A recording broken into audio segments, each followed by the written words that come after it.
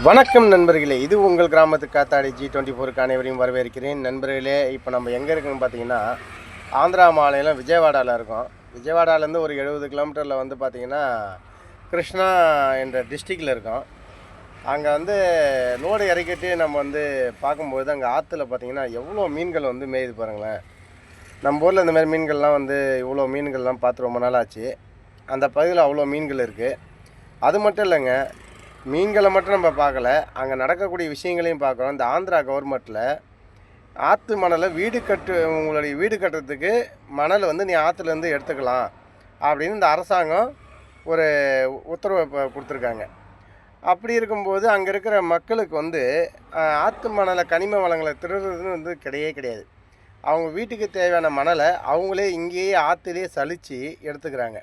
பாருங்கள், அதை பற்றி பார்த்தீங்கன்னா மூட்டைங்கெல்லாம் அந்த மூட்டையில் வந்து ஆற்றுலேயே வந்து மணலை சலித்து அவங்க கொண்டு போகிறாங்க. நல்லா பாருங்கள், அங்கே ஒரு அம்மா வந்து உக்காந்துட்ருக்காங்களா, ஜல்லடை இருக்குது பாருங்கள். அந்த அப்படியே பாருங்கள், அந்த மாட்டு வண்டி வருது பாருங்கள் மணல் ஏற்றத்துக்கு. அந்த அம்மா பாருங்கள், மணலை வந்து அங்கேயே உட்காந்து சலிச்சுட்டு அங்கேயே மூட்டை பிடிக்கிறாங்க. அது பாருங்கள் எவ்வளோ மணல் சலித்து அங்கங்கே குவியலாக இருக்குது பாருங்கள்.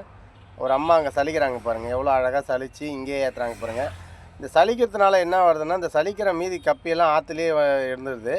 சலிச்ச மண்ணை மட்டும் எடுத்துகிட்டு போகிறாங்க. அதனால் வந்து பள்ளமாகாது பாருங்கள், மூட்டை பிடிக்கிறாங்க பாருங்கள்.